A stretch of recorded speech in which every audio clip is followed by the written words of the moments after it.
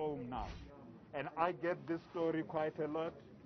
People think this is just targeting big companies. The impact in the townships, the impact on the township economy is quite severe. I saw that in Atteridgeville yesterday, a young lady who had just started a business there, and that business was looted. Her dreams were essentially destroyed by this, and that is why for us it is extremely important to get this message out to communities that the looting must stop. This looting is destroying everything that we have been building. We know that we still have a very long way to get an economy, including in the townships, an economy that grows and that employs more people. But the progress that we have been making is getting reversed by this looting and the destruction and the shutting down even of small businesses. And our message is very clear. We are calling for calm, we are calling for peace, but we are also calling for communities to take charge. This cannot happen in our area. Oh, thank you.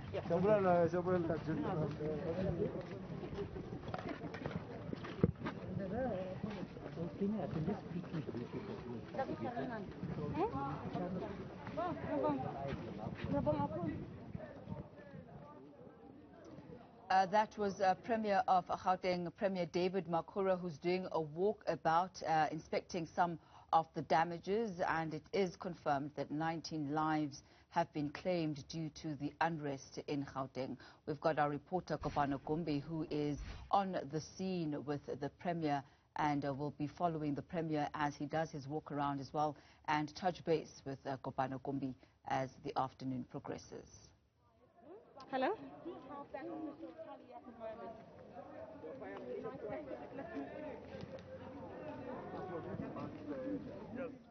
Kopano, as you are doing your walkabout with the Premier David Makhura, what is it that you are seeing? What are some of the sentiments that the Premier has expressed? Afternoon, Ostami. Absolutely. The Premier is doing a walkabout through Meadowlands, showing us the true state and the extent of the damage that has happened in this community overnight. Premier Makhura confirming for us that 19 people in Gauteng have lost their lives and 10 here in Meadowlands. He is stopping at all of the looted stores along the path, trying to just emphasize how much damage has been done in this community now, Ostami.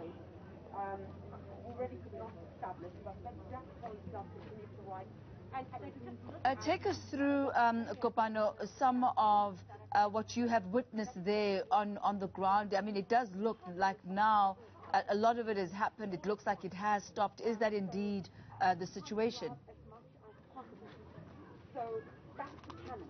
Driving in here, it looked as if things had sort of settled down. There were not that many people around the streets, but indeed the streets of Meadowlands that we are walking through are a lot more quiet now.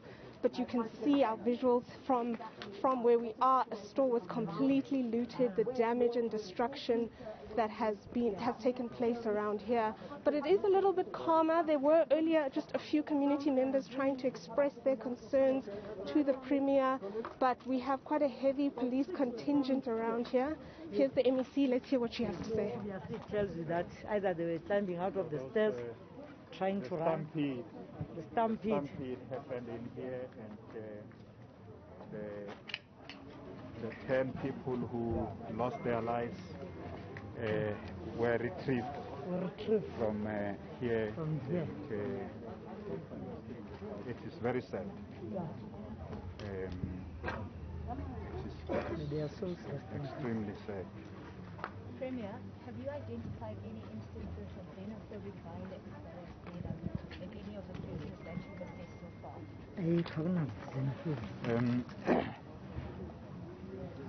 All we can say is that there are several shops that were looted indiscriminately.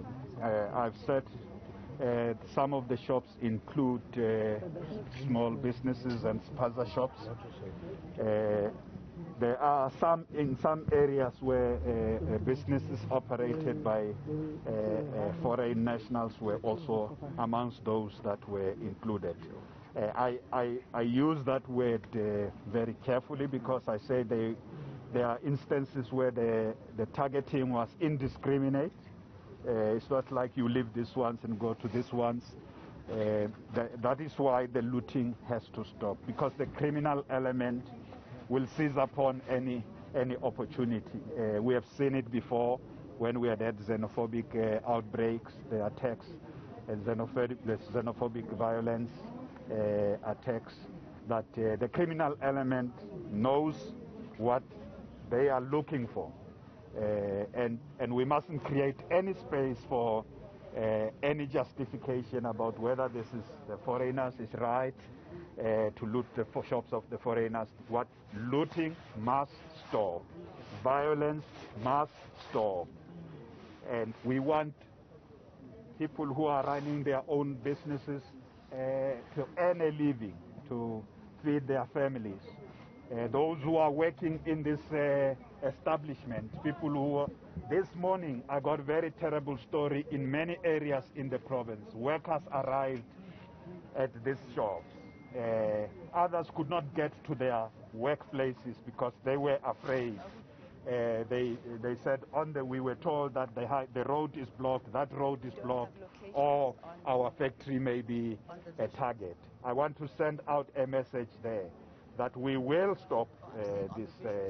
We will ensure, from the point of view of government, working with every sector, ensure that we restore peace and calm in our province, because we want people who want to go on with their. We know it's COVID is something hanging over our necks. I was very happy that the numbers in Gauteng province, the wave is peaking, and the numbers are slowly tapering down. I was getting a lot of joy from that we are getting out of this third wave. But these big numbers of people who have been crowding around these shops is a great concern for me. Although the peak is coming down, I am telling you, we are going to have a problem in the areas where there's been groupings of people out of this. So I want to make a call again to the people of Gauteng and to say to the leaders, let us go to the ground and making sure we call for calm in our communities. And there should be no community that is left out. There can be no justification. You can't say the violence must be in that community or looting must happen in that business. There must be no justification.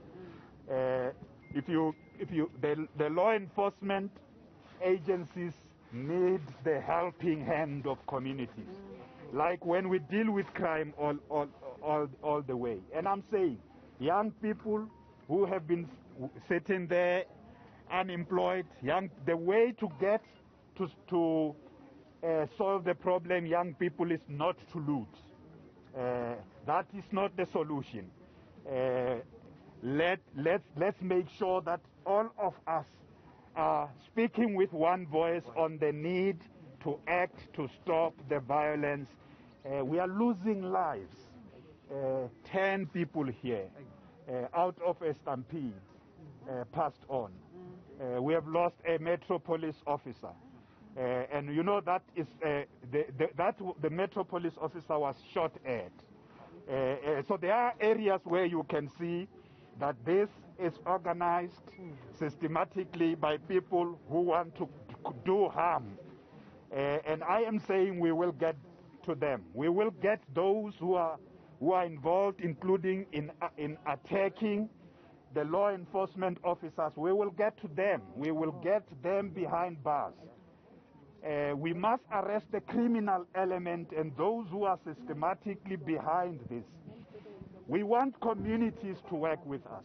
This is my emphasis. From El Dorado Park to Hammanskraal, to Kagiso, to Vosloorus, to the suburbs of Gauteng, we want communities to work with us to arrest this situation and make sure that the criminal element does not take over. Premier, what is intelligence telling you about what's happening right now? Is there a possibility that this could continue? There will be more flare-ups? I can't discuss intelligence with you. When they bring the information, we say that information must be given to law enforcement. There are areas where people are arriving in a very organized way. Before the looting, few minutes once the looting happens, you have vehicles that come there to do the loading. And you can see this is very well organized. The bakkies, the kumbis are brought there to do the loading, including what gets stolen. It's an observation we make. Young people often target the liquor stores. But if you look at women, they go there, they go to the shops where there's food. And then you have people who come there for the appliances. You can see a very like a commercial enterprise. They come there, so the law enforcement are tracking those down. All I am saying is they don't need to be making noise about it. They must track down. There is an element of those who are very, very organized, including those who are taking and targeting law enforcement agencies. And say intelligence, that information must be given to the law enforcement officers to track these elements down. I am telling you also that now that we have activated the structures on the community structures a lot of information from the community structures will also even the opportunistic political elements that are using this because there's sometimes the opportunistic criminal element, the opportunistic political element using this, the law enforcement agencies will get to them. But at the moment, I want to call on communities. Communities, you will help us. You have done that before. We have stopped xenophobic violence in Gauteng province through the communities coming out there and saying, not in my community. We will stop this looting and this violence through communities also coming there and saying, law enforcement officers, we know who is organizing this in our area. We will succeed only if we work together. And I'm very glad in Gauteng province, the political parties in the legislature said to me yesterday when I convened a meeting with them that all of them will communicate with their structures to say the looting and the criminality must not happen in our communities. We are doing that across the whole province. Yeah. Okay. Mr. Premier, you know, all of this happens in the midst of the vaccination period. So how is this has been affected by this? Our vaccination program and our health response has been affected by this because in some instances ambulance services are not able to operate normally because the roads are blocked out of the looting incidents. And in other instances, the MEC for Health reported to me that there were hospitals in Ekurhuleni where oxygen delivery was delayed because it was difficult for AFROX to be able to drive through to take oxygen supply to cylinders, the supply of cylinders to some of those. Look, there are some of our vaccination sites that are not operating this week. They are closed because around them you've got this type of activities taking place. The roads are blocked.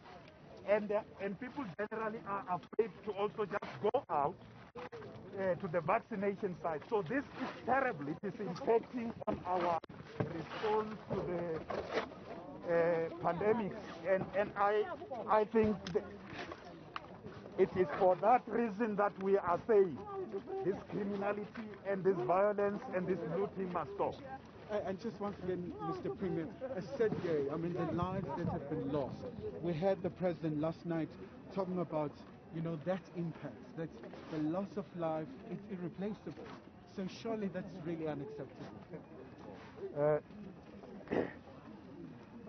Look, just here in Meadowlands, at this shopping mall, 10 people died yesterday late afternoon and were discovered by the police at night out of a stampede.